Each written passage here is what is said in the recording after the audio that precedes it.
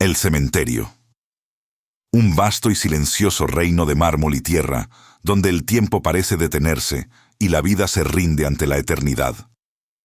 Para muchos, es un lugar de descanso, un santuario de paz, donde los recuerdos de los seres queridos perduran en el suave murmullo del viento entre los cipreses. Pero ¿qué ocurre cuando ese silencio se rompe? Cuando la paz se convierte en una ilusión frágil y el descanso eterno es perturbado por algo más allá de nuestra comprensión.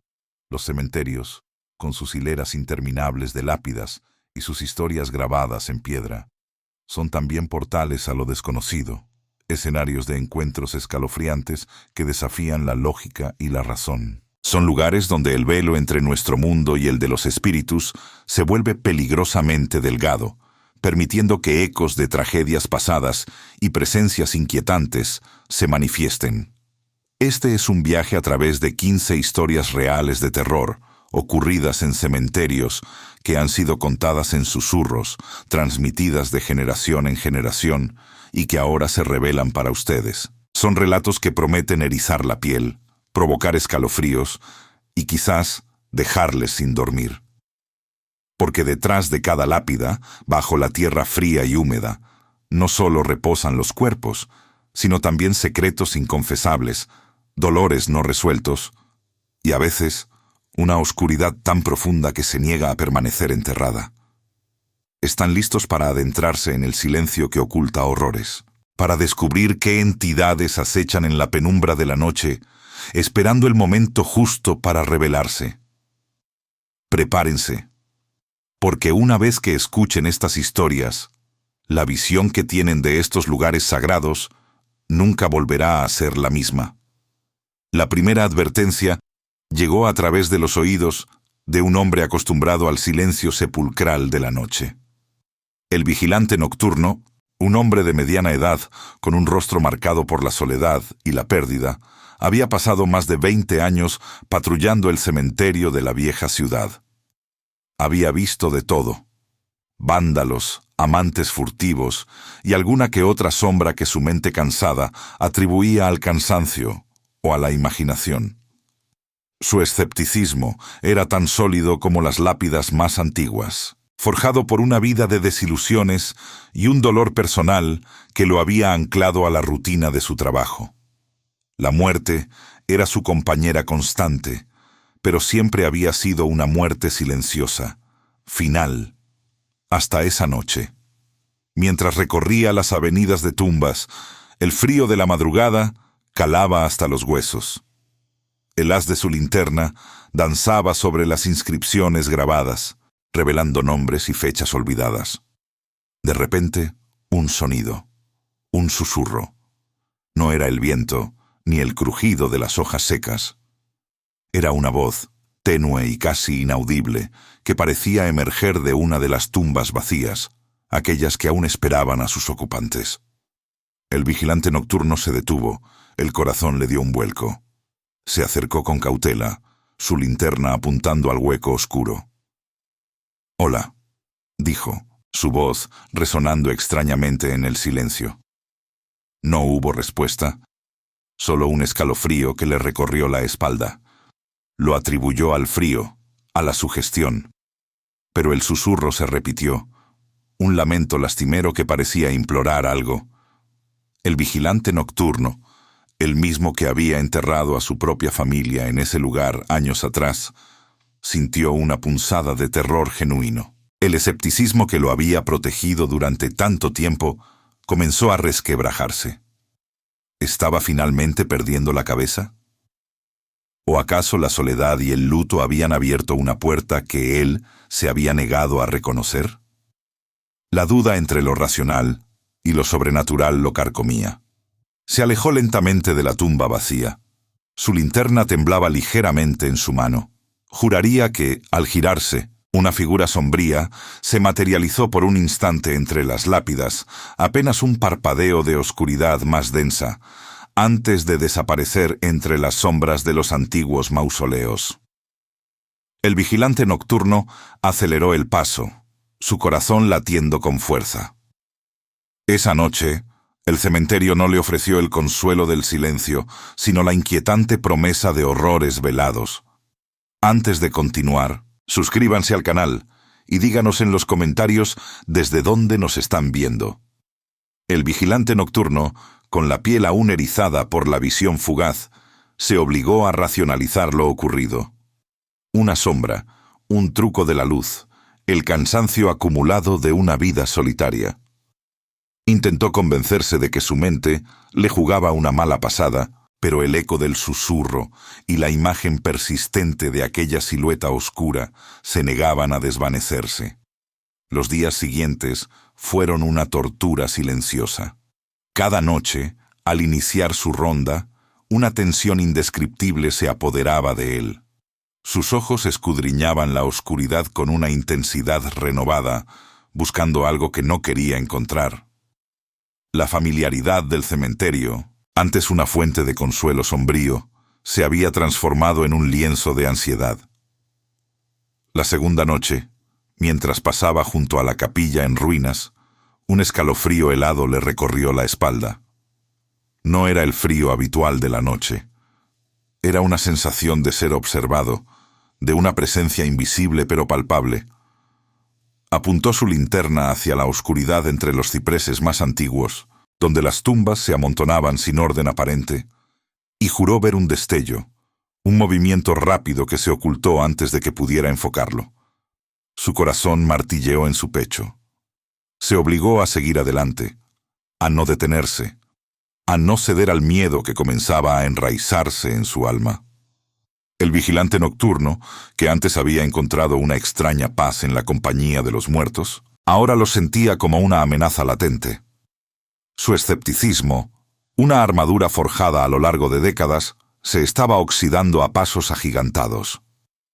Las pérdidas personales que lo habían llevado a buscar refugio en la soledad del cementerio, la muerte prematura de su esposa, seguida años después por la de su único hijo, ahora parecían conectarse de alguna manera con los extraños sucesos. ¿Sería posible que el dolor, el luto no resuelto, abrieran una puerta a algo más allá de la comprensión humana?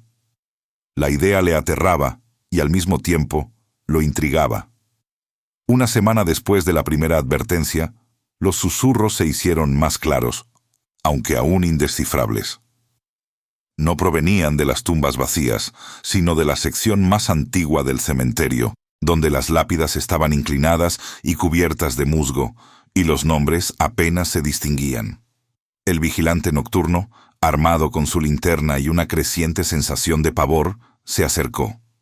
Esta vez, los sonidos no eran un lamento, sino una especie de parloteo bajo, como si varias voces intentaran comunicarse a la vez.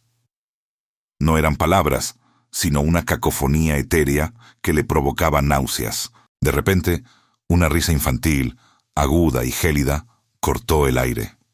El vigilante nocturno se congeló. No había niños en el cementerio a esas horas. No podía haberlos. Apuntó su linterna frenéticamente en todas direcciones, su haz de luz danzando sobre las cruces y los ángeles de piedra. Y entonces la vio de nuevo. La figura sombría. Esta vez no fue un parpadeo. Se detuvo por un segundo, erguida entre dos mausoleos, su silueta alta y delgada contra la luz lechosa de la luna. No tenía facciones discernibles, solo una forma oscura, casi un agujero en la tela de la noche. Sus ojos, si es que los tenía, no eran visibles, pero el vigilante nocturno sintió que lo observaban con una intensidad insondable. Un grito mudo quedó atrapado en su garganta mientras la figura se disolvía lentamente, como humo, fundiéndose con las sombras circundantes hasta desaparecer por completo. El vigilante nocturno cayó de rodillas, el corazón a punto de estallar en su pecho. El escepticismo había sido completamente aniquilado, reemplazado por un terror puro e irracional. Ya no podía atribuir lo que veía y oía a la imaginación o al cansancio. Algo estaba sucediendo en el cementerio, algo oscuro y antiguo, y él, el guardián de los muertos, se había convertido en su testigo involuntario. La duda ya no era entre lo racional y lo sobrenatural. La balanza se había inclinado irrevocablemente hacia lo inexplicable. El vigilante nocturno, el hombre que había desafiado a la muerte con su indiferencia, ahora sentía su aliento frío en la nuca. La idea de que el cementerio guardaba secretos inconfesables que se negaban a permanecer enterrados cobró una nueva y aterradora realidad. Las lápidas, antes símbolos de un final, ahora parecían custodiar portales a un reino donde la paz era una quimera y el descanso eterno, una burla. Con el cuerpo tembloroso y la mente en un torbellino de pavor, el vigilante nocturno se levantó. Sabía que sus noches en el cementerio nunca volverían a ser las mismas. La figura sombría, con su aparición y desaparición, había dejado una marca imborrable en su psique. Los susurros, las risas infantiles, la sensación constante de ser observado. Todo confluía en una única y escalofriante conclusión. No estaba solo. Y lo que lo acompañaba no era de este mundo.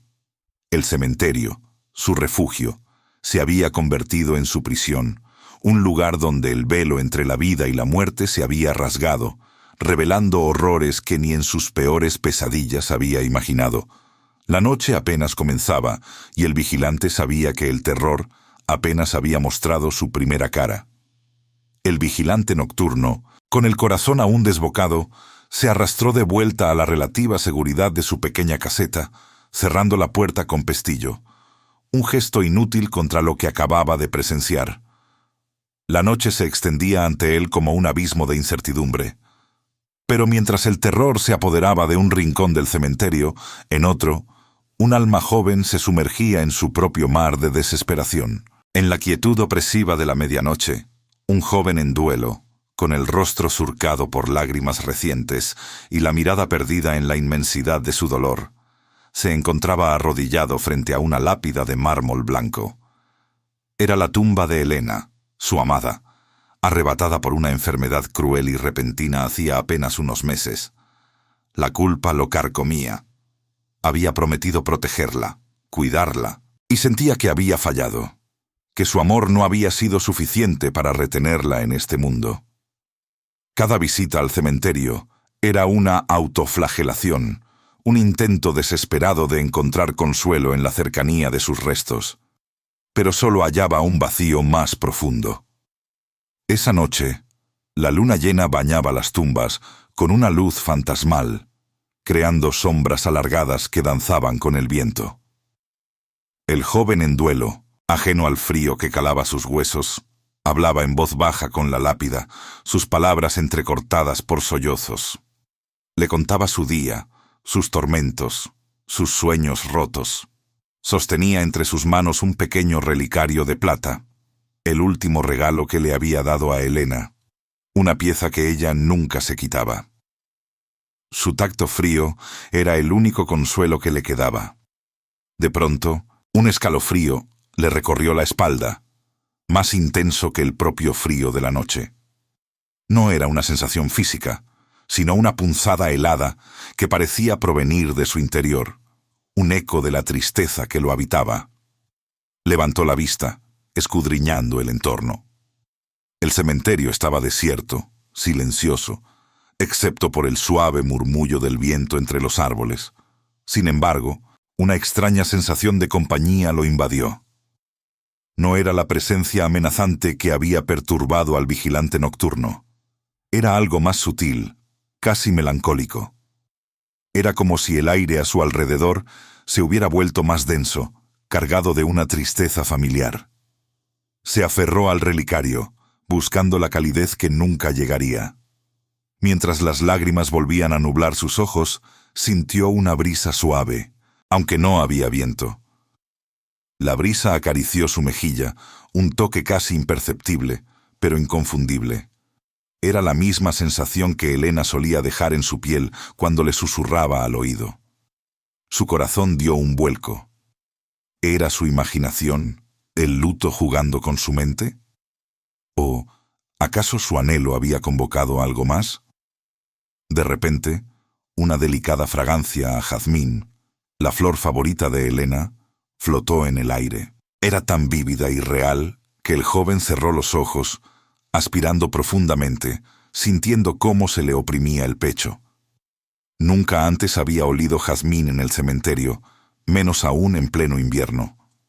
Abrió los ojos, esperando ver una flor, una explicación racional.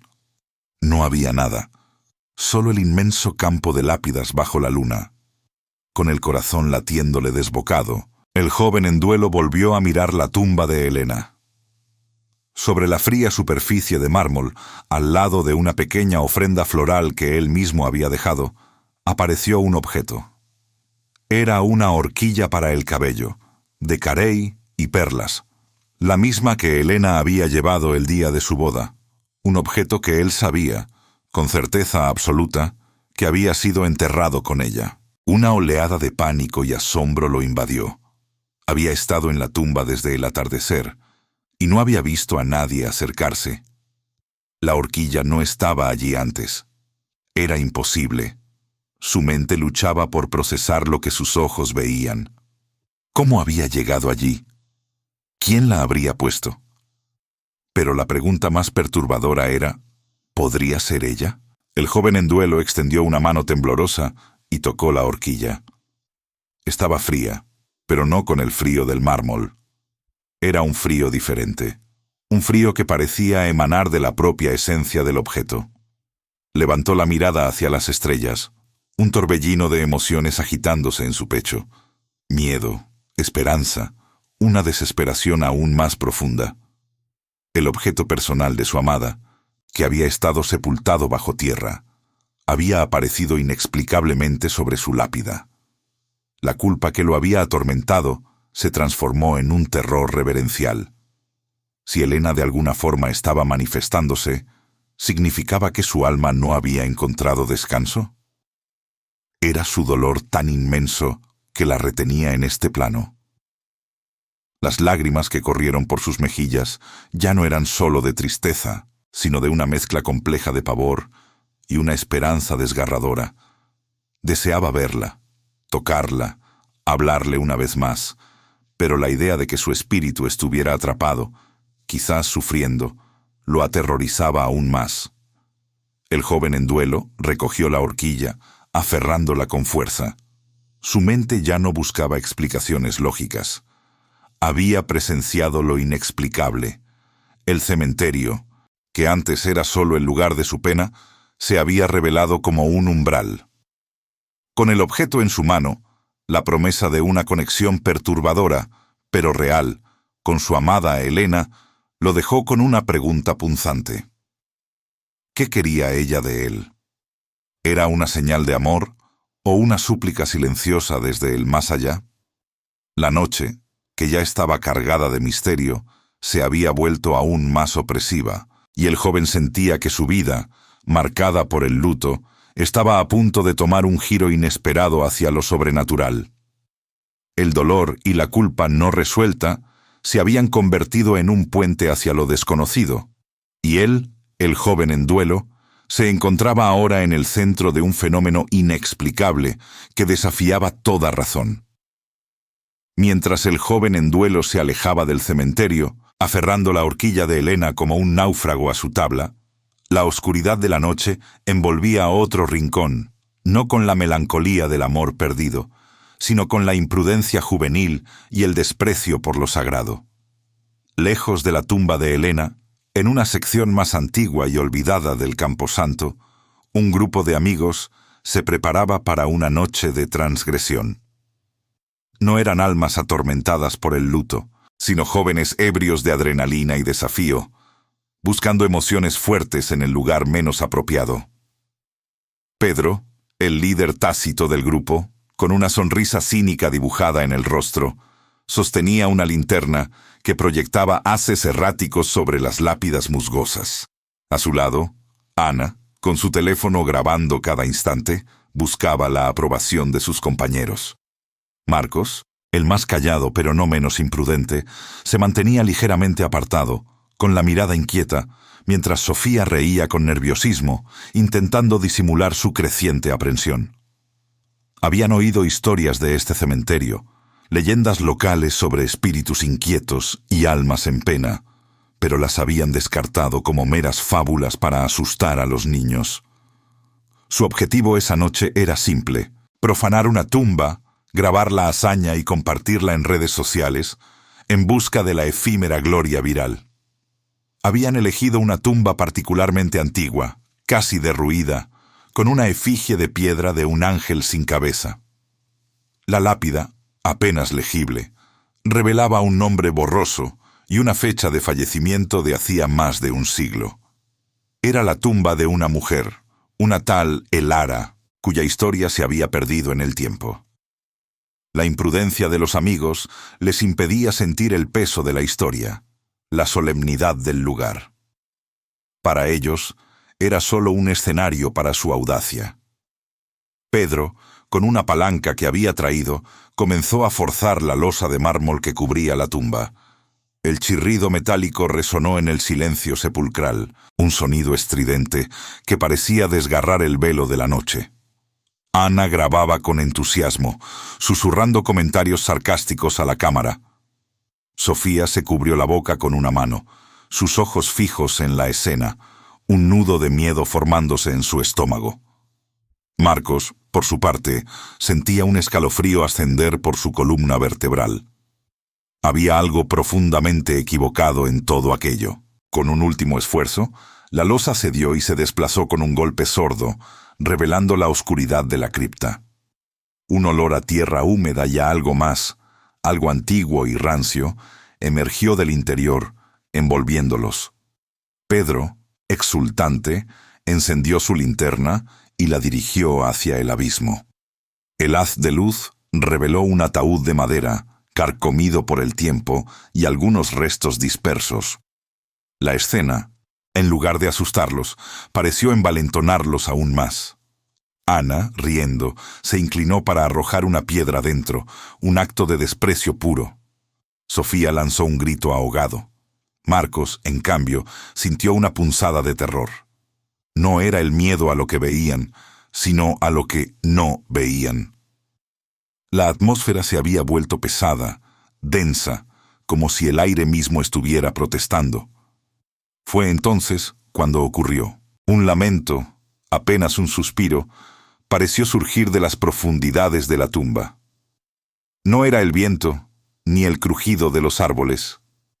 Era un sonido etéreo, cargado de una tristeza infinita, pero también de una furia contenida. Los amigos se quedaron inmóviles, sus risas congeladas en sus gargantas. Pedro, intentando recuperar su compostura, se burló. «Ha sido el viento, cobardes. No hay nada», pero su voz sonaba forzada, temblorosa. Ana dejó de grabar por un instante, su rostro pálido bajo la luz de la linterna. De repente, una ráfaga de viento helado, mucho más fuerte que cualquier otra brisa nocturna, barrió el cementerio. Las llamas de las velas que algunos habían dejado en otras tumbas parpadearon violentamente, algunas extinguiéndose por completo. El aire se llenó de un susurro indistinguible, como miles de voces, hablando a la vez. La entidad vengativa, despertada de su letargo por la profanación, había comenzado a manifestarse. No era una figura visible, sino una presencia opresiva, un frío que calaba hasta los huesos, una ira silenciosa que se manifestaba en el ambiente. Los amigos comenzaron a sentir el terror real. Los ruidos de la noche, antes ignorados, ahora se amplificaban. El crujido de las ramas, el aleteo de un pájaro, el roce de las hojas en el suelo.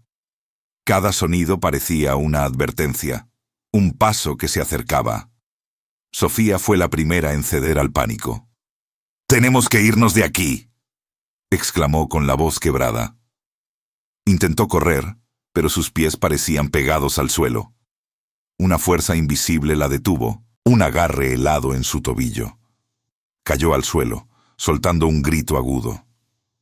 Pedro y Ana se giraron, sus rostros reflejando el horror. Vieron a Sofía luchando en el suelo, como si una mano invisible la estuviera arrastrando. Marcos, finalmente superando su miedo, corrió hacia ella, intentando ayudarla. Pero la fuerza era inmensa. La linterna de Pedro cayó al suelo, su luz girando caóticamente, creando sombras danzantes que distorsionaban la realidad. En un instante, la figura de Sofía se desdibujó en la oscuridad, como si se estuviera disolviendo en la noche.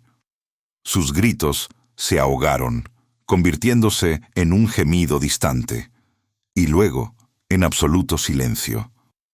Cuando la luz de la linterna se estabilizó, Sofía ya no estaba. Había desaparecido. No había rastro de ella, ni en el suelo, ni entre las tumbas. Solo el agujero negro de la tumba profanada y el silencio ensordecedor que había reemplazado sus gritos. Pedro y Ana se quedaron boquiabiertos, sus mentes incapaces de procesar lo que acababan de ver. Marcos, con el rostro transfigurado por el terror, se arrodilló donde Sofía había estado, tocando el suelo como si esperara encontrar un rastro, una prueba de que no había sido una alucinación, pero no había nada, solo el frío, el olor a tierra y la ominosa sensación de que la entidad vengativa no había terminado con ellos. La imprudencia había abierto una puerta, y ahora la ira de lo profanado reclamaba su precio. Uno de los amigos había desaparecido misteriosamente sin dejar rastro, y el resto sabía, en lo más profundo de su ser, que no sería el último. El cementerio, una vez más, había demostrado que sus secretos no debían ser perturbados. La noche apenas había comenzado a revelar sus verdaderos horrores. La desaparición de Sofía fue un golpe brutal para el resto del grupo de amigos. Pedro y Ana, paralizados por el terror, apenas podían procesar lo ocurrido. Marcos, sin embargo, encontró en su desesperación una chispa de lucidez. Se levantó, sus ojos escudriñando la oscuridad con una determinación recién nacida. No podía dejar que Sofía se fuera sin más, no sin intentar comprender. La entidad vengativa había reclamado su primera víctima visible, y el miedo se había transformado en una necesidad imperiosa de huir, pero también en la angustiosa pregunta de qué había ocurrido. El cementerio, que antes era un escenario para sus travesuras, se había convertido en una trampa mortal, sus secretos revelándose de la forma más brutal. Mientras tanto, en un rincón apartado de la ciudad, ajena a los horrores que se desataban en el camposanto, una mujer investigadora, llamada Clara, se encontraba inmersa en su propia búsqueda de la verdad. Clara no era una investigadora privada ni una detective. Su campo era la genealogía y la historia familiar. Pero su curiosidad, una fuerza motriz tan poderosa como las pasiones más oscuras, la había llevado a un camino inesperado.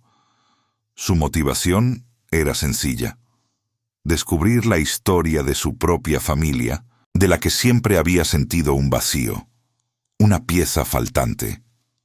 Clara se había topado con el nombre de un ancestro olvidado, una tía abuela de la que nadie hablaba, una sombra en el árbol genealógico. Su nombre era Isabela, y según los escasos registros, había muerto joven y en circunstancias misteriosas. No había fotografías ni cartas, solo una vaga mención en un censo antiguo y una fecha de entierro en el cementerio local, el mismo que ahora era testigo de horrores inenarrables. La tumba de Isabela no era imponente, ni estaba cuidada. Era una lápida modesta, casi borrada por el tiempo, escondida bajo la sombra de un viejo ciprés. Clara había pasado semanas investigando, desenterrando viejos papeles y documentos amarillentos. Cada pista la llevaba de vuelta a Isabela, a un silencio ensordecedor que rodeaba su existencia. Era como si la familia hubiera conspirado para borrarla de la historia. Un día, mientras Clara limpiaba la lápida de Isabela, sintió una anomalía en la tierra. Algo duro y rectangular sobresalía ligeramente. Con el corazón latiendo con fuerza, comenzó a cavar con sus propias manos. La tierra cedió, revelando una pequeña caja de madera, húmeda y cubierta de moho. Dentro, envuelto en un paño de seda descolorido, encontró un diario. Las tapas de cuero estaban agrietadas, las páginas amarillentas y frágiles. Al abrirlo, un olor a papel viejo y a un secreto largamente guardado llenó el aire. La letra, delicada y cursiva, era la de Isabela. El diario no era solo un registro de sus pensamientos, sino una ventana a una vida de sufrimiento y traición. Isabela había sido una mujer adelantada a su tiempo, con una mente brillante y un espíritu rebelde. Pero su familia, una estirpe de terratenientes conservadores, había visto su inteligencia como una amenaza, su independencia como una afrenta. Las primeras entradas hablaban de sueños y aspiraciones, de un amor prohibido con un joven de clase baja, pero a medida que Clara avanzaba en la lectura, el tono se oscurecía. Isabela describía la presión de su familia para casarse con un hombre adinerado y cruel. Hablaba de un pacto, una promesa hecha por sus padres para asegurar la prosperidad familiar, un pacto que exigía el sacrificio de su felicidad y, eventualmente, de su vida. La revelación de una traición ancestral se desplegó ante los ojos de Clara. Isabela había descubierto que su familia había arreglado su matrimonio no solo por riqueza, sino para silenciarla. Ella había sido testigo de un crimen, un acto atroz cometido por su futuro esposo y encubierto por sus propios parientes. El diario detallaba cómo, al intentar denunciarlo, había sido drogada y encerrada, declarada mentalmente inestable. Su muerte, según el diario, no fue natural. Fue un asesinato disfrazado, una forma de asegurar que el secreto familiar permaneciera enterrado con ella. El pacto macabro con consecuencias actuales no era otro que el silencio impuesto sobre Isabela, el borrado de su existencia para proteger la reputación y la fortuna familiar. Clara sintió una punzada de dolor y rabia. Su propia familia, sus ancestros, eran cómplices de un crimen. La búsqueda de identidad de Clara se había transformado en una confrontación con una verdad oscura y perturbadora. Al final del diario, Isabela había dejado un mensaje final, escrito con una tinta más tenue, casi desvanecida. No era una súplica de venganza, sino una advertencia. El silencio tiene un precio, había escrito, y la verdad, tarde o temprano, siempre encuentra su camino. Las últimas palabras eran un lamento, una profecía. Aquellos que se benefician de mi olvido pagarán. El cementerio guarda más que cuerpos, guarda verdades que no descansan. Clara cerró el diario, sus manos temblorosas. El peso de la historia, el dolor de Isabela, se cernía sobre ella. La oscuridad del cementerio, que antes solo había sido un lugar de curiosidad, ahora parecía respirar con la injusticia de siglos. El ancestro olvidado no era solo un nombre borroso. Era una voz que clamaba desde la tumba. Una voz que Clara ahora estaba destinada a escuchar y quizás a amplificar. La curiosidad, su motivación inicial, había desenterrado no solo un diario, sino una herida abierta en el tejido de su propia historia.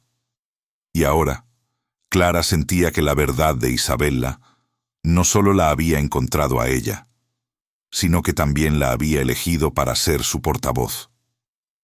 El cementerio no solo guardaba los restos de los muertos, sino las historias silenciadas, las injusticias olvidadas, esperando el momento adecuado para resurgir. El diario antiguo había revelado un pacto macabro con consecuencias que, aunque ocurrieron hace mucho tiempo, aún resonaban en el presente, alterando la percepción de Clara sobre su propia identidad y el legado de su familia.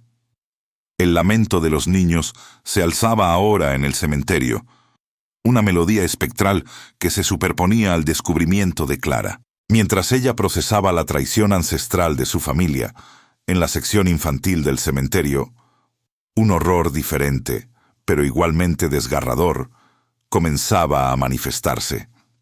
Esta parte del camposanto, con sus pequeñas lápidas adornadas con juguetes descoloridos y flores marchitas, siempre había sido un lugar de particular tristeza.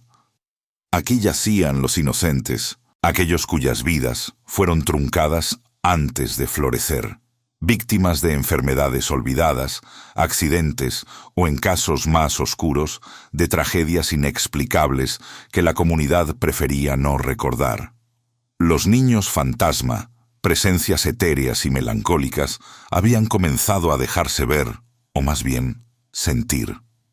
No eran apariciones violentas o amenazantes, sino figuras translúcidas que vagaban entre las tumbas diminutas, sus siluetas apenas perceptibles bajo la luz de la luna o entre la bruma matutina. Sus apariciones estaban ligadas a historias de tragedias infantiles locales, relatos de épocas pasadas donde la esperanza de vida era precaria y la pérdida de un hijo, aunque devastadora, era una realidad más común. Cada pequeña lápida parecía ser un ancla para un alma inquieta, una memoria que se negaba a desvanecerse por completo. La primera en notarlo fue la anciana jardinera, doña Carmen, que había cuidado las flores del cementerio durante más de 40 años. Ella siempre había tenido una conexión especial con la sección infantil, a menudo hablando en voz baja a las tumbas, como si los pequeños pudieran escucharla. Una tarde, mientras regaba unos pensamientos en la tumba de un niño llamado Miguel, fallecido en un brote de viruela en los años 20, sintió un tirón suave en el dobladillo de su delantal. Al girarse, no vio nada, pero la sensación de una pequeña mano fría permaneció en su mente. Atribuyó la experiencia a su imaginación, al cansancio de la edad, pero la sensación la persiguió. Días después, el vigilante nocturno, aún recuperándose de sus propios encuentros con lo inexplicable, reportó haber escuchado risas infantiles en la noche. Al principio, pensó que se trataba de algún joven travieso que se había colado en el cementerio. Recorrió la sección infantil con su linterna, pero no encontró a nadie. Sin embargo, las risas persistieron, a veces juguetones, a veces teñidas de una melancolía que le helaba la sangre. No eran risas de alegría plena, sino ecos de un juego interrumpido, de una inocencia perdida. La comunidad, aunque ajena a los detalles específicos de los encuentros del vigilante o la jardinera, empezó a sentir una atmósfera diferente en el cementerio. Algunos visitantes, al acercarse a la sección infantil, reportaban una repentina bajada de temperatura o una sensación de profunda tristeza que les invadía sin razón aparente. Padres que visitaban las tumbas de sus propios hijos sentían una punzada adicional de dolor, como si el sufrimiento de todos los niños allí enterrados se sumara al suyo. La tristeza de la pérdida infantil se había convertido en presencias tangibles, en una manifestación colectiva del duelo. Un día, una joven madre, cuyo bebé había fallecido recientemente, visitó el cementerio. Mientras lloraba frente a la pequeña lápida, sintió una brisa helada y escuchó un murmullo cercano.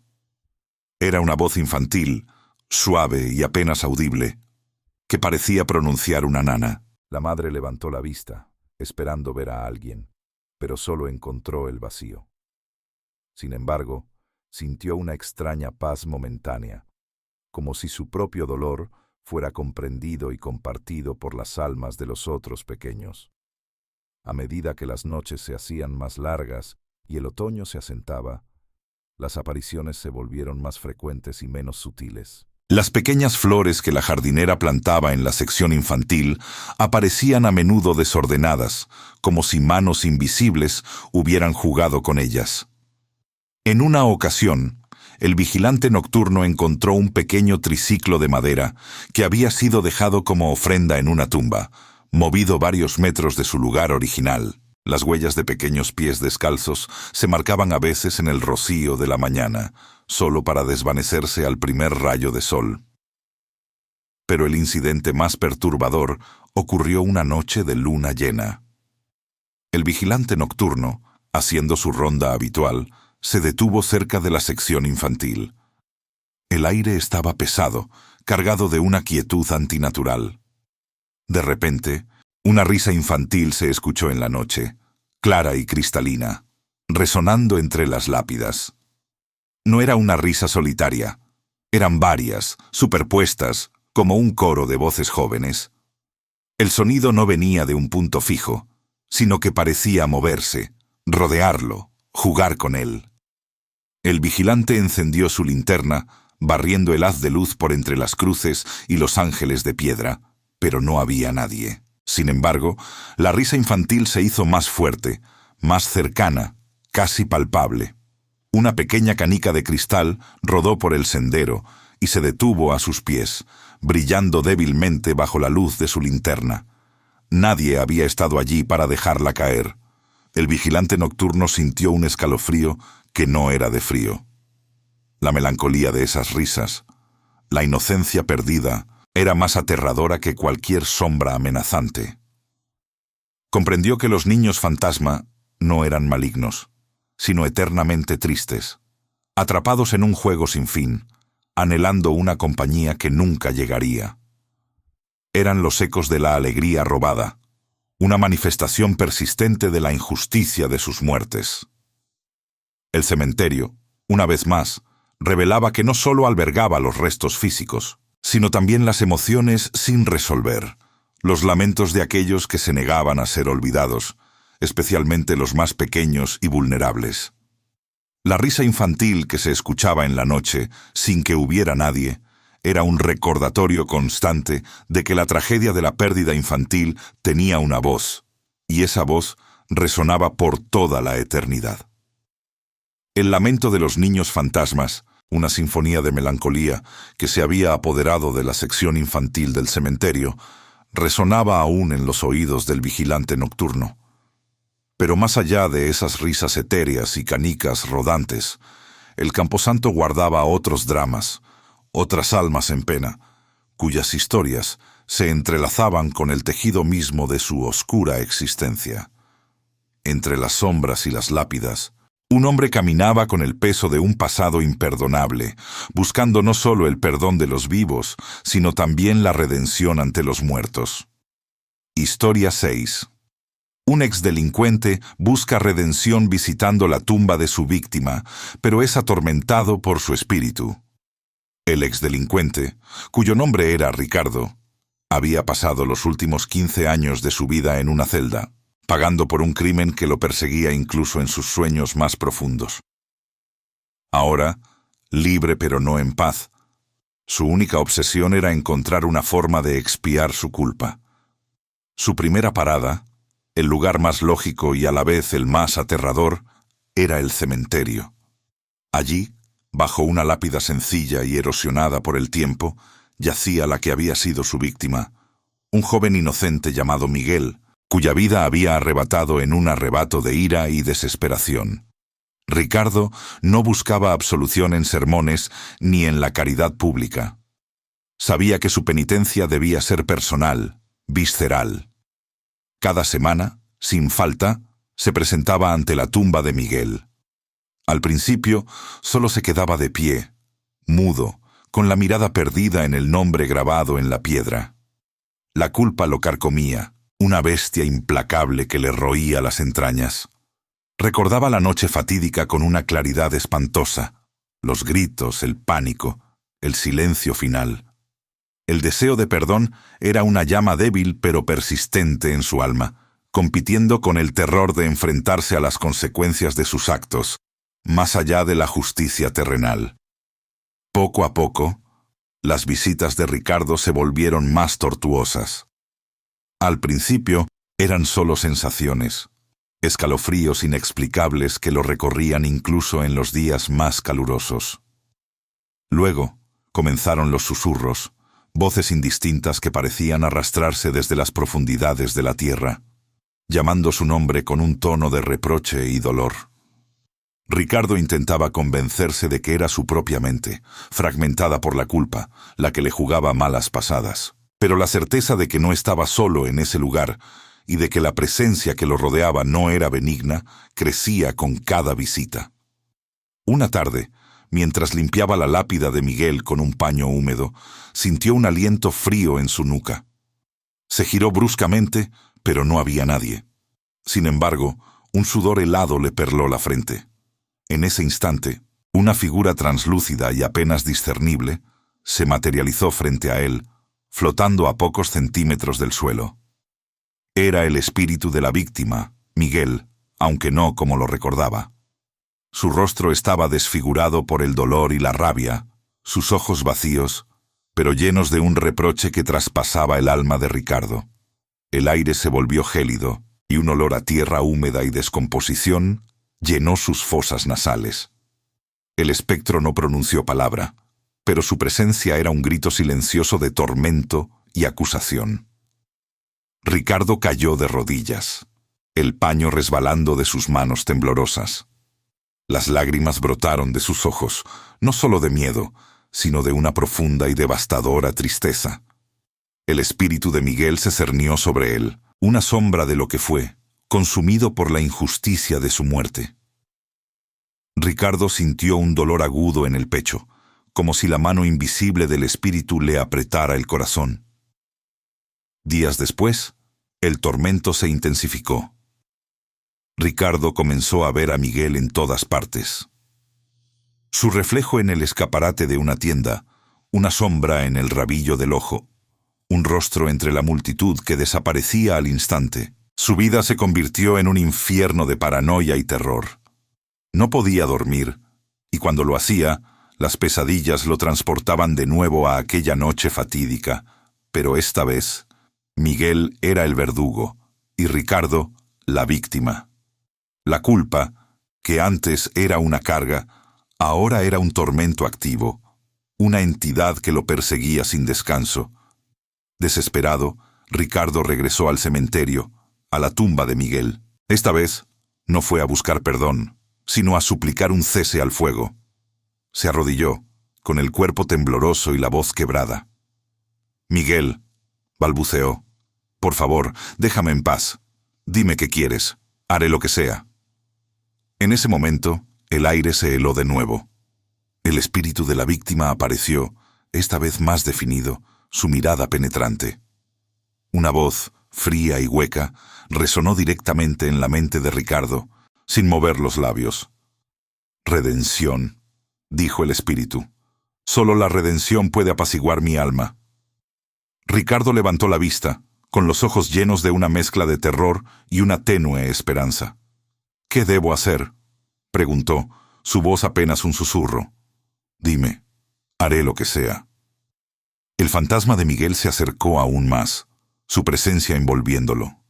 La temperatura bajó drásticamente, y el vaho de la respiración de Ricardo se hizo visible en el aire. La voz, ahora más clara, pero aún inquietante, le ofreció un trato. «Ayuda a otros, a quienes has dañado indirectamente. Repara el mal que has sembrado. Solo entonces mi tormento cesará, y el tuyo también. Pero si fallas, si intentas escapar de tu responsabilidad, mi espíritu te reclamará, y tu alma no conocerá la paz, ni en esta vida, ni en la próxima». Ricardo sintió una mezcla de alivio y pavor. El fantasma de Miguel le ofrecía un camino, una forma de expiación, pero también una amenaza. La redención no sería fácil, y el costo de fallar era la condenación eterna. El espíritu se desvaneció tan rápido como había aparecido, dejando a Ricardo solo, arrodillado frente a la lápida, con la promesa de un tormento continuo, si no cumplía. El exdelincuente se levantó, su cuerpo dolorido, pero en su mirada había una nueva determinación. El camino hacia la redención sería largo y arduo, pero por primera vez en años, Ricardo sintió que tenía un propósito. El fantasma de la víctima le había ofrecido un trato a cambio de su tormento, y él, el exdelincuente, no tenía más opción que aceptarlo. La oscuridad del cementerio, que antes representaba su condena, ahora albergaba la tenue luz de una posible salvación. La promesa de redención de Ricardo resonaba en el sombrío cementerio, mezclándose con el lamento de los niños fantasmas y los susurros de las tumbas vacías. Pero el camposanto, un tapiz de historias inconclusas, guardaba no solo promesas de expiación, sino también de amor eterno, un amor tan poderoso que trascendía la muerte, convirtiéndose en una maldición para aquellos que osaban interponerse. Historia 7. La maldición del amor perdido. Una pareja de amantes que se suicidaron juntos. Sus espíritus siguen unidos y atormentan a quienes intentan separarlos. En el sector más antiguo del cementerio, donde las lápidas se inclinaban como ancianos cansados y la hiedra cubría los nombres olvidados, reposaban los restos de Elara y Julián. Su historia era una leyenda local, susurradas entre los viejos del pueblo y contada con un escalofrío en las noches de invierno. Eran dos almas gemelas, nacidas en familias rivales, cuyo amor prohibido desafió todas las convenciones. Cuando sus padres se negaron a aceptar su unión, decidieron que preferían la muerte juntos antes que la vida separados. Una noche de luna llena, se encontraron junto a la tumba que habían elegido para su descanso eterno y, tomados de la mano, bebieron un veneno que sellaría su destino. Desde entonces, se decía que los espíritus amantes de Elara y Julián vagaban por el cementerio, sus presencias entrelazadas, inseparables incluso en la muerte. Al principio, eran solo apariciones fugaces, un brillo etéreo que se movía entre las sombras, un suspiro melancólico que el viento parecía arrastrar. Pero con el tiempo, su amor se transformó, de una dulce tragedia a una posesiva y celosa maldición. No toleraban la felicidad ajena, especialmente la de aquellos que encontraban el amor en el mismo lugar donde ellos lo habían perdido. La gente del pueblo, conocedora de la leyenda, evitaba el sector de Elara y Julián, especialmente las parejas jóvenes. Se decía que si dos enamorados se besaban cerca de sus tumbas, la maldición caería sobre ellos, sembrando la discordia, la miseria y, en el peor de los casos, la tragedia. Sin embargo, el amor, ciego y audaz, a menudo ignoraba las advertencias.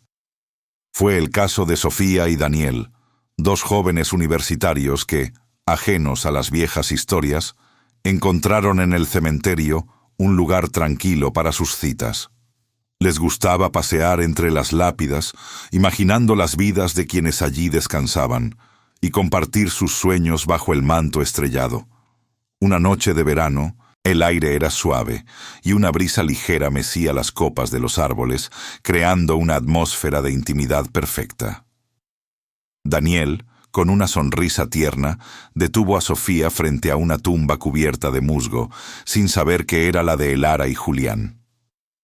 «Aquí, bajo la luna, te prometo mi amor eterno», le susurró y la besó con pasión. En ese instante, un escalofrío helado recorrió a Sofía, y la temperatura del aire descendió drásticamente. Un murmullo inaudible, pero cargado de resentimiento, pareció surgir del suelo. Daniel no lo notó, absorto en la dulzura del beso, pero Sofía sintió una punzada de inquietud. Se separaron, y ella miró a su alrededor con una sensación de ser observada. La oscuridad entre las lápidas parecía más densa, más viva. A partir de esa noche, la vida de Sofía y Daniel comenzó a desmoronarse. Pequeñas discusiones se convirtieron en furiosas peleas. Los celos, antes desconocidos, brotaron como maleza venenosa en su relación. Daniel empezó a volverse frío, distante, y Sofía, por su parte, se sentía constantemente irritable y desconfiada. Cada encuentro terminaba en lágrimas o en un silencio tenso. Ambos sentían una presión invisible que los empujaba a la discordia, una fuerza sombría que se deleitaba en su sufrimiento. Una tarde, mientras Sofía revisaba su teléfono, encontró un mensaje anónimo. «Vuestro amor es una burla para los que sufrieron. No merecéis la felicidad». El mensaje no tenía remitente, pero la llenó de un terror gélido. ¿Quién podría saber de sus problemas? ¿Y por qué les desearía el mal? Daniel, que había estado trabajando hasta tarde, llegó a casa con una expresión de agotamiento. «No puedo más, Sofía», dijo, su voz apenas un susurro. «Esto no funciona. Nos estamos haciendo daño el uno al otro». Sofía sintió como si un puñal le atravesara el corazón. Las palabras dolían, pero en el fondo, una parte de ella sabía que tenía razón. Su amor, que había sido tan vibrante, se había marchitado en un jardín de espinas. «¿Pero por qué?», preguntó, con la voz quebrada. «Éramos tan felices». En ese momento, las luces de la sala parpadearon violentamente antes de apagarse por completo, sumiendo la habitación en una oscuridad casi total. Un lamento tenue, como el de dos almas en pena, se escuchó desde la ventana, y un escalofrío gélido barrió la estancia. Un objeto personal que Daniel había regalado a Sofía, una pequeña estatuilla de cristal que representaba a dos amantes entrelazados, se deslizó de la mesita de café y se estrelló contra el suelo, rompiéndose en 1000 pedazos. Daniel y Sofía se miraron, el miedo reflejado en sus ojos. No era una simple avería eléctrica. Había algo más, algo maligno y antiguo, que se regocijaba en su desdicha. Recordaron entonces la leyenda de Elara y Julián, los espíritus amantes que atormentaban a quienes intentaban separarlos. Pero en su caso, la maldición había actuado de una forma mucho más insidiosa. Los había separado desde dentro, pudriendo su amor hasta convertirlo en cenizas. La pareja, rota y desolada, se dio cuenta de que su amor había sido la víctima de una fuerza celosa, un eco de un romance trágico que no soportaba la felicidad ajena. Se separaron esa misma noche, cada uno convencido de que era lo mejor, aunque el dolor era insoportable. Los espíritus amantes, Elara y Julián, habían logrado su cometido. Su maldición había atrapado a un nuevo amor que visitó el cementerio, envolviéndolo en una espiral de desdicha y separación. El cementerio, una vez más, había demostrado ser no solo un lugar de descanso, sino un escenario donde los dramas más oscuros de la vida y la muerte continuaban representándose. El cementerio, con sus historias de amor maldito y almas en pena, era también el lugar de trabajo de hombres que dedicaban sus vidas a su silencio y sus misterios. Entre ellos, destacaba el enterrador, un hombre que había pasado décadas entre lápidas y fosas, un testigo mudo de la incesante danza entre la vida y la muerte. Historia 8. El guardián impío. Un enterrador que ha trabajado toda su vida en el cementerio empieza a ver cosas. El enterrador, cuyo nombre era Mateo, había heredado el oficio de su padre y este de su abuelo. Para él, el cementerio no era un lugar de miedo, sino su hogar. Conocía cada camino, cada árbol centenario y cada tumba por su historia, no solo por el nombre grabado en la piedra. Había enterrado a generaciones enteras, desde bebés hasta ancianos, y cada pala de tierra que removía era un eco de su propia existencia. Su rutina era metódica, casi ritualística. Al amanecer, preparaba las herramientas. Durante el día, excavaba y cuidaba las parcelas. Al anochecer, se retiraba a su pequeña cabaña, situada en un rincón apartado del camposanto, donde el silencio solo era interrumpido por el viento entre los cipreses. Mateo era un hombre de pocas palabras, curtido por el sol y el esfuerzo físico. Su rostro, surcado por profundas arrugas, era un mapa de experiencias, de duelos ajenos que había presenciado y de la estoica aceptación de la mortalidad. Creía en el descanso eterno de los muertos y en la lógica implacable de la naturaleza. Los susurros que a veces se escuchaban en la brisa o las sombras que danzaban en la penumbra eran, para él, meras ilusiones ópticas o la imaginación desbocada de los vivos. Era un escéptico empedernido, hasta que el cementerio decidió mostrarle su verdadera faz. Todo comenzó de forma sutil, casi imperceptible. Primero, fue el sonido de su pala chocando contra algo más duro de lo normal, al excavar una nueva fosa. No era una roca, ni una raíz. Tras retirar más tierra, descubrió un pequeño relicario de plata, antiguo y cubierto de óxido, que no figuraba en ningún registro. Lo guardó, pensando que quizás pertenecía a algún objeto perdido hace mucho tiempo. Después, las herramientas que dejaba cuidadosamente ordenadas en su cabaña aparecían desparramadas por el suelo al día siguiente, o cambiadas de lugar. Atribuyó esto a su vejez, a un lapsus de memoria. Pero los incidentes se volvieron más frecuentes y perturbadores. Una noche, mientras revisaba las tumbas, antes de cerrar las puertas del cementerio, juró haber visto una figura alta y delgada de pie junto a la tumba del general Montoya, un personaje local que había muerto en circunstancias trágicas. La figura vestía un atuendo oscuro y anticuado, y su rostro estaba oculto por la sombra de un sombrero de ala ancha. Mateo parpadeó, y la figura desapareció, como si nunca hubiera estado allí. Su corazón dio un vuelco, pero se reprendió a sí mismo por dejarse llevar por la fantasía. La paranoia comenzó a anidar en su mente. Empezó a sentir una presencia constante, una mirada invisible que lo seguía mientras trabajaba. El silencio, antes reconfortante, se volvió opresivo, cargado de expectativas. Sus noches en la cabaña, antes tranquilas, se poblaron de crujidos inexplicables, de golpes suaves en las paredes y de la sensación inconfundible de que no estaba solo. El enterrador, acostumbrado a la soledad, se dio cuenta de que su hogar en el cementerio ya no era solo suyo. Una tarde, mientras regresaba a su cabaña después de un día particularmente agotador, notó algo inusual. La puerta de madera, que siempre cerraba con un candado robusto, estaba ligeramente abierta. La sangre se le heló en las venas. Entró con cautela, empuñando una pala como única defensa. Todo parecía en orden, pero una extraña sensación de violación flotaba en el aire. Fue entonces cuando vio el mensaje.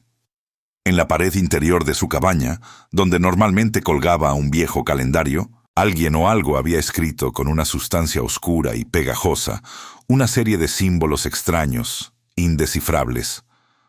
No eran letras, ni números, sino una colección de glifos retorcidos que parecían danzar en la pared. Debajo de ellos, con trazos más definidos, había una única palabra, escrita en una caligrafía antigua y temblorosa: despierta. Mateo se quedó inmóvil, la pala en la mano, el aliento contenido en sus pulmones. El mensaje no era una amenaza, sino una advertencia, una revelación. Su escepticismo, forjado durante décadas de trabajo en el cementerio, se desmoronó como un castillo de arena. Ya no podía negar lo evidente. El cementerio no era solo un lugar de descanso, sino un umbral, un velo delgado entre el mundo de los vivos y el de los muertos. Y él, el enterrador, el guardián impío de ese umbral, estaba siendo llamado. La palabra despierta resonó en su mente, trayendo consigo una profunda inquietud. ¿Despertar a qué? ¿A una verdad que siempre había estado allí, oculta a plena vista? La sustancia oscura en la pared, al secarse, desprendía un olor terroso, a podredumbre y a algo más antiguo, algo que no pertenecía al mundo de los vivos. Mateo pasó la noche en vela, observando los símbolos en la pared, intentando descifrar su significado, mientras el cementerio a su alrededor parecía vibrar con una nueva y ominosa energía. El enterrador se dio cuenta de que no estaba solo en el cementerio, y nunca lo había estado. Solo que ahora, las presencias se habían vuelto audaces, clamando su atención, arrastrándolo hacia un misterio que desafiaba toda su comprensión. Su rutina se había roto. La paranoia había dado paso a una certeza escalofriante. El velo se había rasgado, y algo estaba por manifestarse, algo que el guardián impío estaba destinado a presenciar, o quizás a liberar. El cementerio, una vez su refugio, Se había convertido en su prisión, y sus silencios, en un coro de voces expectantes. El mensaje críptico en la pared de la cabaña del enterrador no solo había disipado su escepticismo, sino que había actuado como un faro para aquellos que, desde hacía tiempo, buscaban despertar lo inefable. La palabra «despierta» resonó más allá de los confines de la pequeña vivienda de Mateo, filtrándose a través de la densa atmósfera del cementerio y alcanzando a mentes ávidas de conocimiento prohibido. Un grupo de ocultistas, que durante meses había estado investigando leyendas locales y rituales olvidados, interpretó la creciente actividad paranormal en el Camposanto como una señal inequívoca. Habían estudiado antiguos grimorios, descifrado símbolos arcanos y esperado pacientemente el momento propicio para su gran obra. Historia 9. La invocación fallida. Un grupo de ocultistas intenta invocar un espíritu en el cementerio, pero algo sale terriblemente mal. Liderados por una mujer de mirada penetrante y una convicción férrea, el grupo de ocultistas se infiltró en el cementerio bajo el manto de una luna menguante. No eran aficionados. Cada uno de ellos poseía un profundo conocimiento de las artes oscuras, o al menos eso creían. Su motivación era una mezcla peligrosa de ambición intelectual y una búsqueda desesperada de poder. Querían trascender los límites de la existencia humana, desvelar los secretos del más allá y, quizás, controlar alguna fuerza primigenia para sus propios fines. Habían elegido el cementerio no solo por su inherente conexión con la muerte, sino porque las energías acumuladas en ese lugar, pensaban, eran las más propicias para abrir un portal. La noche elegida era fría y húmeda. La niebla se arrastraba entre las lápidas como espectros silenciosos, y el viento susurraba lamentos ancestrales a través de los cipreses. El enterrador, Mateo, había sentido una perturbación en el aire durante todo el día, una tensión palpable que lo había mantenido en vilo. Desde su cabaña, observaba cómo las sombras se alargaban y se retorcían, presintiendo que algo monumental estaba a punto de ocurrir. Los símbolos en su pared parecían brillar con una luz tenue y maligna ante la luz de la luna que se filtraba por la ventana. Los ocultistas se dirigieron a una sección antigua y abandonada del cementerio, un lugar donde las tumbas estaban rotas y las hierbas crecían salvajes, devorando las inscripciones. Allí, en un claro rodeado de mausoleos decrépitos, comenzaron su ritual. Desplegaron un círculo de sal y trazaron glifos complejos en el suelo con tiza de hueso. Colocaron velas negras en puntos estratégicos y quemaron hierbas aromáticas de olor dulzón y nauseabundo. La líder, con una túnica oscura que apenas dejaba ver su rostro, recitaba conjuros en una lengua olvidada, su voz grave y resonante rompiendo el silencio sepulcral. Los demás ocultistas, con los ojos cerrados y las manos entrelazadas, repetían cánticos monótonos, creando una atmósfera de tensión hipnótica. La energía en el círculo comenzó a acumularse. Las velas parpadearon violentamente, sus llamas danzando como pequeños demonios. El aire se volvió pesado, eléctrico, y un frío antinatural penetró hasta los huesos de los presentes. La líder intensificó su invocación, demandando la presencia de una entidad específica, una de las más poderosas que habían encontrado en sus textos. La entidad maligna, un ser conocido por su inmenso poder y su naturaleza impredecible. El plan era sencillo, en teoría: invocar a la entidad maligna, establecer un pacto, o al menos extraer conocimiento de ella, y luego desterrarla antes de que pudiera causar estragos.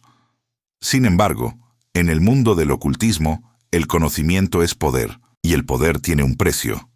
Y a menudo, el precio es la propia cordura, o, peor aún, la vida. A medida que la invocación alcanzaba su clímax, el suelo comenzó a temblar ligeramente. Las lápidas cercanas vibraron, y un gemido profundo y gutural emergió de las profundidades del cementerio. El olor a tierra húmeda y descomposición se intensificó, mezclándose con un hedor metálico y acre que helaba la sangre. Los ojos de la líder se abrieron de golpe, un brillo febril en ellos, mientras sentía cómo el velo entre los mundos se desgarraba. Pero algo salió terriblemente mal. La entidad maligna no respondió a su llamado como esperaban, con una aparición controlada o una manifestación sutil. En cambio, irrumpió con una furia primordial, una fuerza caótica que superó con creces sus expectativas y sus preparativos.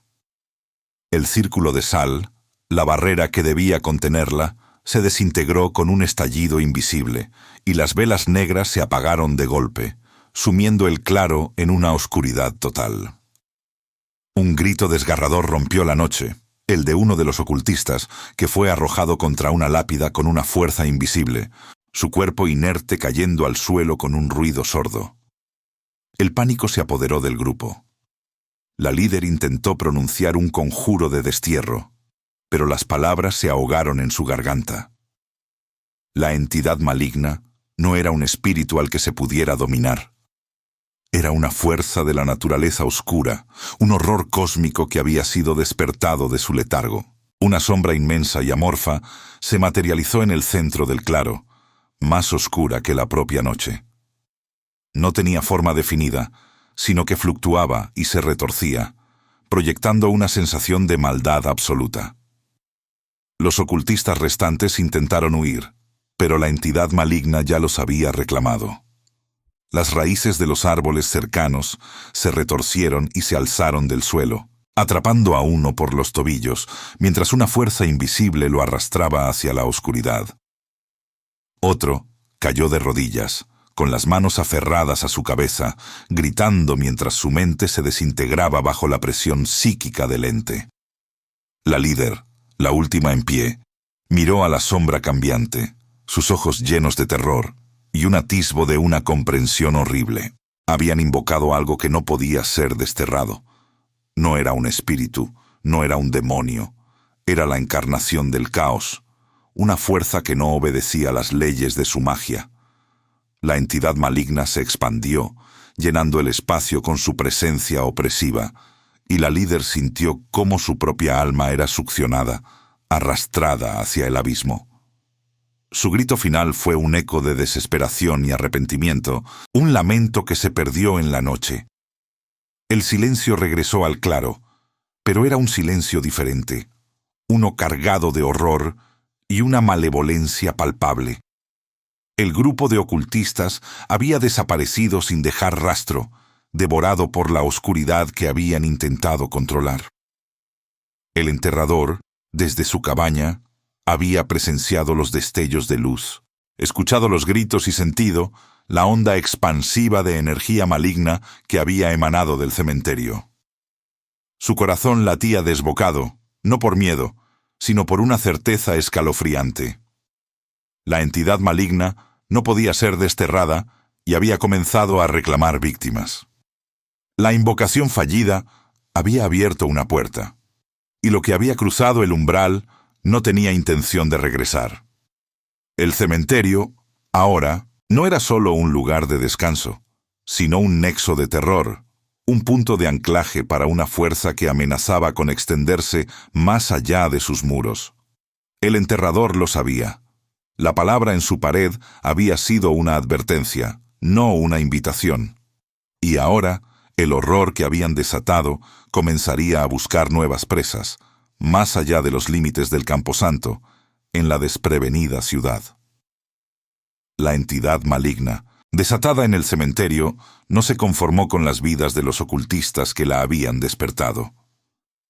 Su influencia, una ponzoña invisible, comenzó a filtrarse más allá de los muros de piedra y hierro forjado, extendiéndose como una plaga silenciosa sobre la desprevenida ciudad.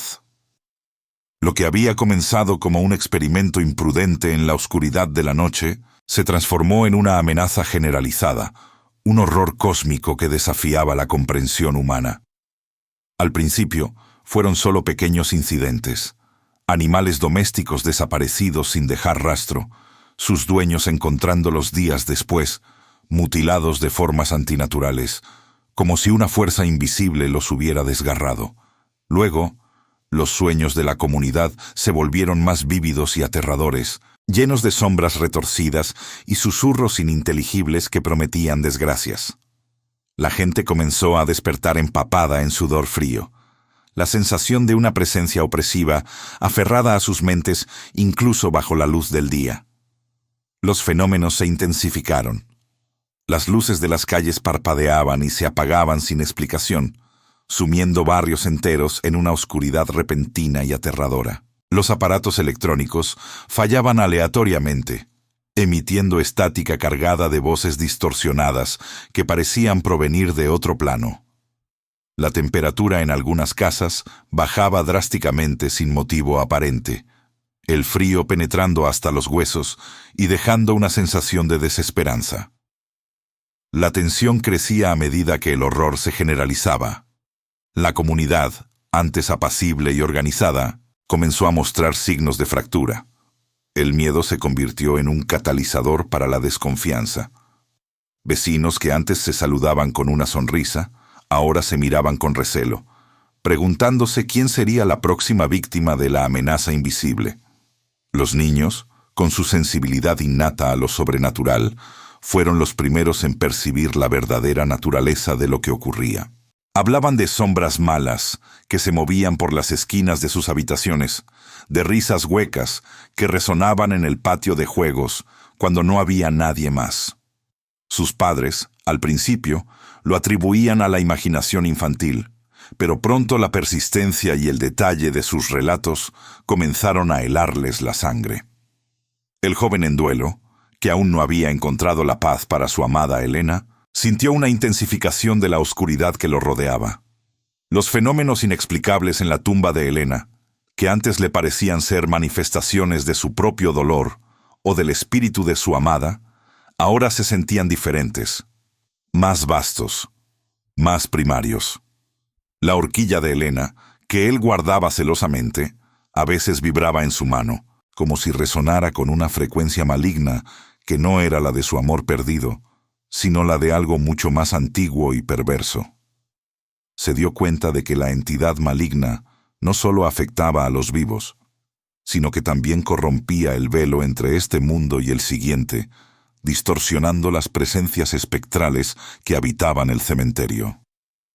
El vigilante nocturno, acostumbrado a los extraños sucesos del cementerio, se encontró sobrepasado. La figura sombría que había visto en las tumbas vacías ahora parecía multiplicarse, apareciendo en los callejones oscuros de la ciudad, en los reflejos distorsionados de las ventanas, en los límites de la visión periférica. Su escepticismo se había desmoronado por completo, reemplazado por una certeza aterradora. El mal no solo residía en el camposanto, sino que había encontrado una forma de escapar y extender su dominio. Intentó dar la voz de alarma, hablar con las autoridades, pero sus relatos, salpicados de fantasmas y entidades, eran recibidos con incredulidad y preocupación por su salud mental. La comunidad luchaba contra una amenaza invisible que no podían ver, tocar o comprender completamente. Los médicos reportaban un aumento en las enfermedades psicosomáticas, ataques de pánico y depresiones profundas. La gente se encerraba en sus casas por la noche, las calles quedaban desiertas mucho antes de lo habitual, y un silencio inquietante se apoderaba de la ciudad, roto solo por el ulular del viento y a veces por gritos lejanos que nadie podía identificar. El enterrador, Mateo, era uno de los pocos que entendía la magnitud de lo que estaba sucediendo. Había presenciado la invocación fallida y había sentido la descarga de energía maligna. Sabía que la entidad maligna no podía ser contenida por las barreras humanas, ni siquiera por las sagradas. El mensaje críptico en su pared, que antes le había parecido una advertencia, ahora era una confirmación de la inminente catástrofe. Él había visto cómo la oscuridad se retorcía y crecía, alimentándose del miedo y la desesperación de la gente. La situación se volvió insostenible cuando los ataques directos comenzaron. No eran ataques físicos, en el sentido tradicional, sino asaltos psíquicos que dejaban a las víctimas en un estado catatónico, sus mentes rotas, sus ojos vacíos. Algunos susurraban palabras incomprensibles, otros simplemente se quedaban mirando al vacío, sus almas aparentemente arrancadas de sus cuerpos. La entidad maligna se deleitaba en la tortura mental, en la lenta desintegración de la cordura humana. Desesperados, los líderes de la comunidad, aquellos que aún mantenían un atisbo de razón, comenzaron a buscar respuestas más allá de la ciencia y la lógica. Las iglesias se llenaron no de fieles devotos, sino de personas aterradas que buscaban consuelo y protección en la fe. Sin embargo, incluso los líderes religiosos se sentían impotentes ante una fuerza que parecía trascender las doctrinas y los ritos.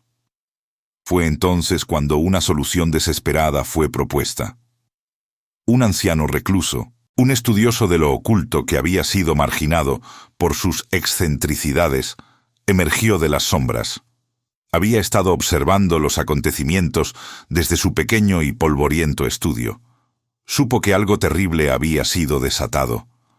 Ofreció una forma de confrontar a la entidad maligna, no de desterrarla, pues sabía que eso era imposible, sino de contenerla, de forzarla a regresar a su lugar de origen, o al menos a un estado de latencia.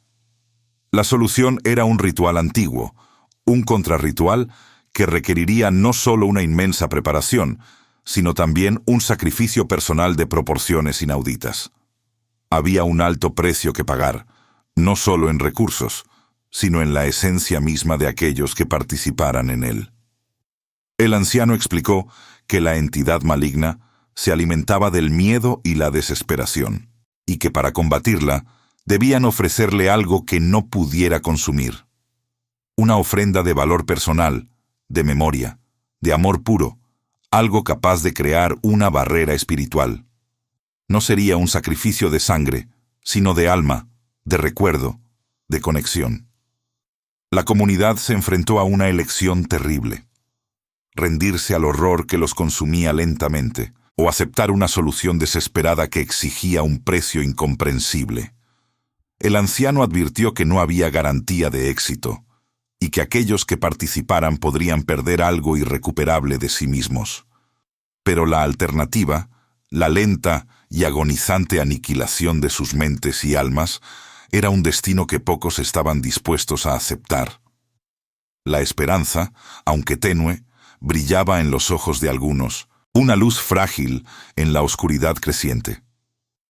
La decisión, sin embargo, recaía en todos. ¿Estarían dispuestos a pagar el alto precio por una paz incierta? La comunidad, tras días de debate angustioso y noches de insomnio pobladas por el eco de los gritos y la visión de mentes rotas, finalmente tomó una decisión. La alternativa de la aniquilación lenta era demasiado aterradora para contemplarla. Aceptaron el alto precio, la solución desesperada que el anciano recluso les había propuesto. La paz, incluso si era incierta y costosa, era preferible a la agonía sin fin. El ritual no sería de sangre, sino de alma, de recuerdo, de conexión, una ofrenda de valor personal que la entidad maligna no podría consumir. La preparación fue ardua, un mosaico de recuerdos y objetos cargados de significado. El joven en duelo, con el rostro demacrado pero una nueva resolución en sus ojos, ofreció la horquilla de Helena, no como un tributo a la entidad, sino como un símbolo de su amor perdurable, la única cosa que la oscuridad no podría corromper. El vigilante nocturno, despojado de su escepticismo, aportó el viejo reloj de bolsillo de su padre, un objeto que le recordaba la resiliencia humana frente a la adversidad. La mujer investigadora, portando un medallón familiar que había revelado secretos ancestrales, lo puso sobre el altar improvisado, un testimonio de que incluso las verdades más oscuras pueden ser enfrentadas con valentía. Cada miembro de la comunidad trajo algo, un fragmento de su historia personal, un recuerdo preciado, un símbolo de aquello que más amaban y valoraban. creando un tapiz de esperanza y sacrificio. El ritual se llevó a cabo en el corazón del cementerio, el mismo lugar donde la invocación fallida había desatado el horror. No fue un acto grandioso y teatral, sino una ceremonia silenciosa y solemne. El anciano recluso dirigió a los participantes, sus manos temblorosas, pero su voz firme, mientras cada uno colocaba su ofrenda en el centro de un círculo de sal y hierbas. La luna llena, un disco pálido y distante, iluminaba la escena, proyectando sombras alargadas que danzaban con la brisa nocturna. Mientras las ofrendas eran dispuestas, la atmósfera del cementerio cambió. El aire se volvió denso, pesado, cargado de una presión invisible que oprimía los pulmones. Los susurros que antes atormentaban al vigilante nocturno se hicieron más fuertes, un coro discordante de voces fantasmales que se retorcían en el aire. La entidad maligna se manifestaba no en una forma física discernible, sino como una presencia abrumadora, una fuerza de pura malevolencia que intentaba quebrar la voluntad de los presentes. Intentó alimentarse del miedo que sin duda existía, pero se encontró con una resistencia inesperada. Las ofrendas, imbuidas del amor, la memoria y el sacrificio personal, irradiaban una luz tenue pero inquebrantable. Era una luz que no era física, sino espiritual, una barrera etérea que la entidad no podía penetrar. Los niños fantasma, que antes lamentaban su destino, ahora parecían más tranquilos. Sus pequeñas presencias se fusionaban con la barrera, añadiendo su inocencia al escudo. El espíritu de la amada, que antes inquietaba al joven en duelo, se manifestaba ahora como una brisa suave y reconfortante, un recordatorio de que el amor verdadero trascendía incluso la influencia de la entidad. La entidad maligna, acostumbrada a consumir la desesperación, se encontró con algo que no podía digerir. La barrera de amor y recuerdo no era un arma, sino un espejo, un reflejo de todo lo que le era ajeno y repulsivo. Su poder se debilitó, su presencia se contrajo, como si la luz de la humanidad la quemara. No fue desterrada por completo. El anciano había advertido que eso era imposible, pero fue forzada a retroceder, a replegarse en las profundidades del cementerio, a su estado de latencia. Cuando el sol comenzó a asomar en el horizonte, tiñendo el cielo de tonos rosados y dorados, la presión en el aire se disipó. El silencio regresó al cementerio, pero era un silencio diferente, no el silencio opresivo del miedo, sino una paz inquietante. La comunidad, exhausta pero aliviada, se miró. Habían pagado el precio. Algunos sentían un vacío, una ligera desconexión, como si una parte de su alma se hubiera quedado en el círculo de sal, pero también sentían una extraña fortaleza, una conexión más profunda entre ellos. La amenaza invisible no desapareció por completo. Los susurros aún se escuchaban ocasionalmente en los rincones más oscuros de la ciudad, y la sombra de la entidad maligna permanecía como un recordatorio latente. Sin embargo, la intensidad de su influencia había disminuido drásticamente. La comunidad había aprendido a vivir con esa paz precaria, una convivencia con lo desconocido. Habían aceptado que no siempre hay un final feliz, a veces solo una aceptación de la oscuridad. El enterrador, Mateo, continuó con su labor, pero ahora con una solemnidad renovada. Sabía que su papel no era solo el de cuidar a los muertos, sino también el de vigilar el frágil equilibrio entre los mundos. El mensaje críptico en su cabaña se había desvanecido, pero la lección permanecía grabada en su corazón. El joven en duelo, aunque aún sentía la ausencia de Elena, ya no estaba atormentado por la culpa. La horquilla de su amada se había convertido en un faro de amor, una prueba de que incluso la pérdida puede ser una fuente de fuerza.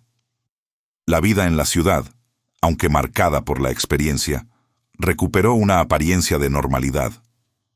La gente no olvidó, pero aprendió a vivir con la verdad de que el mundo es mucho más vasto y aterrador de lo que creían. Las leyendas del cementerio ya no eran solo historias de terror, sino relatos de resiliencia, de sacrificio y de la inquebrantable voluntad humana. Y así, mientras la brisa susurraba entre las lápidas, un último pensamiento se cernía en el aire. El terror nunca termina del todo. Solo se transforma, se esconde en las sombras, esperando el momento oportuno para resurgir. La paz era inquietante, un testimonio silencioso de la oscuridad que siempre acecha, y de la luz que la humanidad, a pesar de todo, es capaz de encender. El cementerio, ahora más que nunca, era un lugar de descanso, pero también un eterno recordatorio de los horrores que el silencio puede ocultar.